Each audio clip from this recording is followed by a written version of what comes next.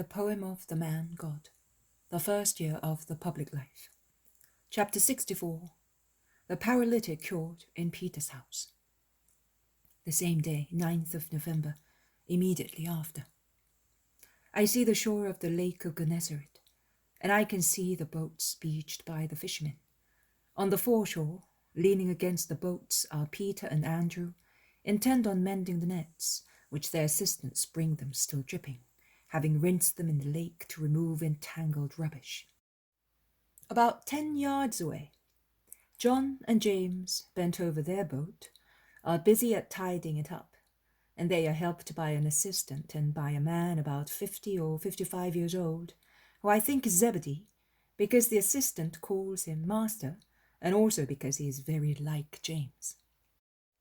Peter and Andrew, with their backs to the boat, are working silently, knotting the threads of the nets and fixing corks to them. Now and again they exchange a few words about their work, which, as far as I understand, has not been profitable. Peter is sorry about it, not because of the loss of profit or the unprofitable work, but he says, "I am sorry because what shall we do to feed these poor people?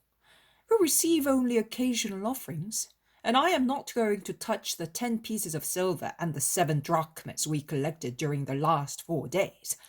Only the master can tell me to whom and how that money is to be given, and he will not be back here until Sabbath. If we had had a good haul, I would have cooked the small fish for the poor, and if anyone at home grumbled, I would not have cared. Healthy people can find food for themselves, but sick people. Above all, that paralytic. They have already travelled so much to bring him here," says Andrew. "Listen, brother, I think we can't remain divided like this, and I don't know why the master does not want us with him all the time. At least, I would not see these poor people whom I can't help, and if I saw them, I would say to them, 'He is here.' I am here." Jesus has come near them, walking quietly on the soft sand. Peter and Andrew start. They exclaim, "Oh, Master!" And they shout, "James! John! The Master! Come here!" The 2 brothers rush towards them. They all draw close to Jesus.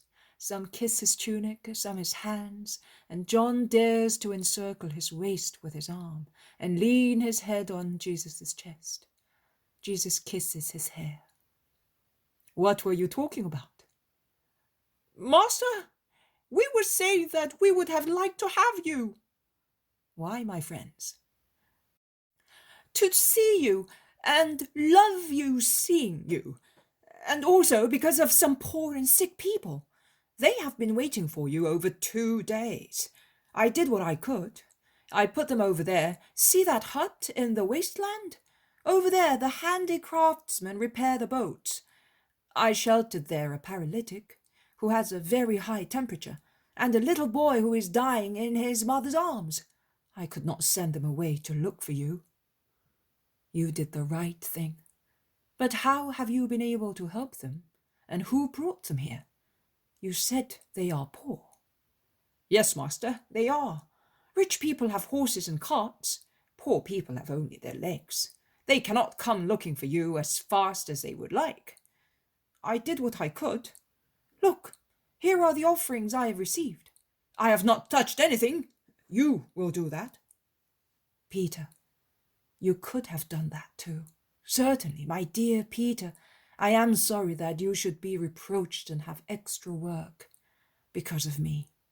"No, Lord, you must not be sorry about that. It is no trouble for me. I am only sorry I have not been able to be more charitable. But believe me, we have all done what we could." I know you have worked, and in vain. But if there is no food, your charity remains, alive, active, and holy in the eyes of God." Some children have rushed round them, shouting, the Master is here! Here is Jesus! Here is Jesus!" and they draw close to him, who caresses them while speaking to his disciples. Simon, I am going into your house.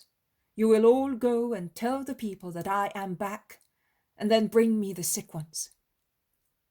The disciples go away quickly in different directions, but the whole of Capernaum knows that Jesus has come, thanks to the children who are like bees swarming from the beehive to the various flowers. In our case, to the houses, the streets, and the squares. They come and go rejoicing, informing their mothers, passers-by, old people sitting in the sun, and they run back to be caressed by him who loves them. One of them, a daring boy, says, "Speak to us, and for us today, Jesus. You know we love you, and we are better than men." Jesus smiles at the young psychologist and promises, "I will speak just for you." And followed by the children, he goes into the house and enters, pronouncing his usual greeting of peace. Peace to this house. People crowd into the big room at the back of the house, which is used as a store for nets, ropes, baskets, oars, sails, and provisions. Peter must have put it at Jesus' disposal, because everything has been piled up in one corner to make room. The lake cannot be seen from here. Only its gently lapping waves can be heard. Instead, one can see the low greenish wall of the kitchen garden with the old vine and the leafy fig tree. There are people even on the road as they pass from the room into the kitchen garden and hence onto the road. Jesus begins to speak. In the front row, there are 5 high-ranking people who have elbowed their way through the crowd, taking advantage of the fear they strike into poor people. Their sumptuous garments and their pride denounce them as Pharisees and doctors.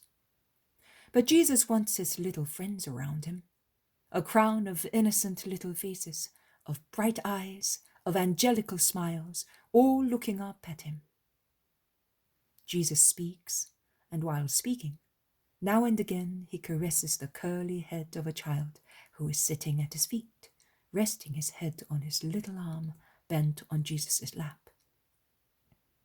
Jesus is speaking, sitting on a huge pile of baskets and ropes. My beloved went down to his garden, to the beds of spices, to pasture his flocks in the gardens and gather lilies. He pastures his flock among the lilies, says Solomon, the son of David, from whom I descend, I, the Messiah of Israel. My garden, which garden is more beautiful and worthy of God than heaven, where the flowers are the angels created by the Father? And yet, it is not so. The only begotten Son of the Father, the Son of Man, wanted another garden, because it is for the sake of man that I took flesh, without which I would not be able to redeem the faults of the flesh of man. A garden which might have been but little inferior to the heavenly one, if from the earthly paradise the children of Adam, the children of God, had spread about, like sweet bees from a beehive, to populate the earth with holiness, destined entirely for heaven. But the enemy sowed brambles and thorns in Adam's heart, and brambles and thorns have overflown from his heart onto the earth. It is no longer a garden, but a wild, cruel forest in which fever stagnates and snakes nestle. And yet the beloved of the Father still has a garden in this world which is domineered by mammon, the garden in which he feeds on his celestial food, love and purity, the bed where he picks the flowers dear to him, flowers not stained with sensuality, greed, pride. These ones Jesus caresses as many of the children as he can, patting with his hand the little attentive heads, one big caress that touches them lightly and makes them smile happily. Here are my lilies. Solomon, in all his wealth, did not have a robe more beautiful than the lily that scents the valley. Neither did he possess a diadem of a more splendid gracefulness than the one in the pearl chalice of a lily. And yet, for my heart, there is no lily worth one of these.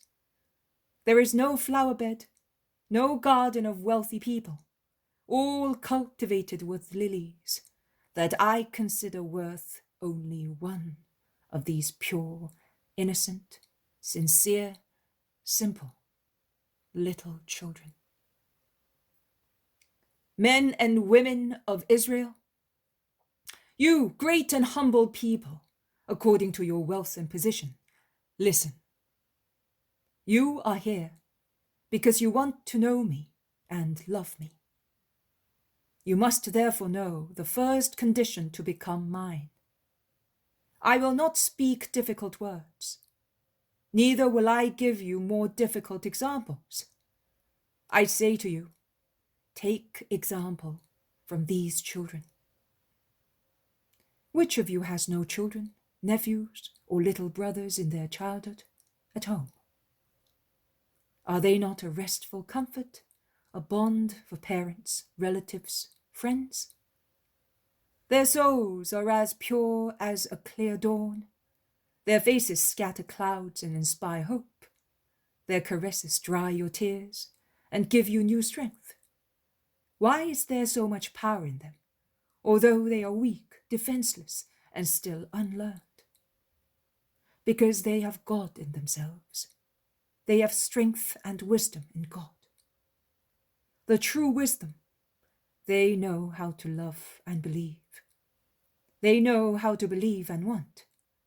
They know how to live in such love and such faith. Be like them. Simple, pure, loving, sincere, faithful. There is no wise man in Israel greater than the smallest of these children, whose souls belong to God and his kingdom belongs to them. Blessed by the Father, loved by the Son of the Father, flowers of my garden, may my peace be with you and with whoever will imitate you for my sake. Jesus has finished. Master, shouts Peter amidst the crowd, the sick people are here. 2 of them can wait until you come out, but this one is crushed amongst the crowd and he cannot stay here any longer. It is impossible for us to come in. Shall I send him back? No. Lower him down through the roof. You're right. We'll do that at once. I can hear them shuffling on the low roof of the big room, the terrace of which is not built of cement, as the storeroom is not really part of the house. The roof is formed with branches covered by chips of stone like slate. I do not know what stone it is. They make an opening through which, by means of ropes, they lower down the little stretcher on which the patient is lying. It is lowered in front of Jesus. The crowds throng closer to see. Both you and who brought you have great faith. O Lord, how could we not have faith in you? Well, I say to you, son, he's a very young man, your sins are forgiven. The man looks at him, crying. Perhaps he is somewhat disappointed, because he was hoping to be cured in his body. The Pharisees and the doctors whisper something to one another, turning up their noses, foreheads, and mouths in disdain. Why are you muttering more in your hearts than with your lips? According to you, is it easier to say to the paralytic, your sins are forgiven, or get up, Take your little bed and walk away. You think that only God can forgive sins. But you cannot answer which of these things is greater, because this man, whose whole body is lost to him, has spent a lot of money without being cured, and he can only be cured by God. Now, that you may learn that I can do everything, that you may learn that the Son of Man has authority both over bodies and souls on the earth and in heaven, I say to him, get up, pick up your bed and walk. Go home and be holy. The man jerks. He shouts, stands up. He throws himself at Jesus' feet, kisses and caresses them. He cries and laughs, and his relatives and the crowd do likewise.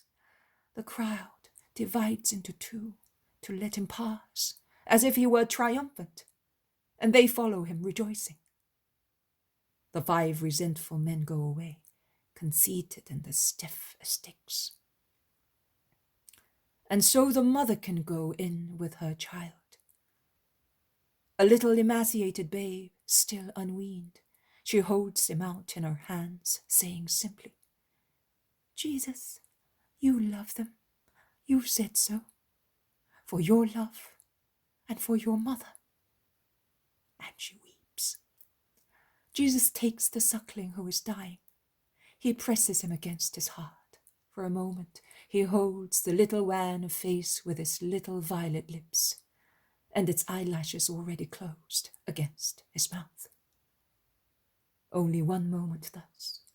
When he removes him from his blonde beard, the little face is rosy, the tiny mouth smiles vaguely as infants do. His little eyes look around, bright and inquisitive. His little hands, which before were lifeless, ruffle Jesus' hair and beard. And Jesus smiles. Oh, my son, shouts the happy mother. Take him, woman. Be happy and good. And the woman takes the reborn son and presses him to her heart. And the little one claims his food at once. He searches, finds, opens and sucks, hungry and happy. Jesus blesses and passes. He goes to the doctor where is the man with the high temperature. Master, be good. And you too, make use of your health in justice. He caresses him and goes out.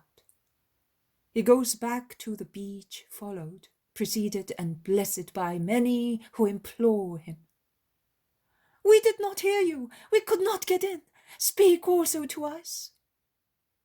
Jesus nods assent, and as the crowd press him to the point of suffocating him, he gets into Peter's boat. But it is not sufficient. The siege continues.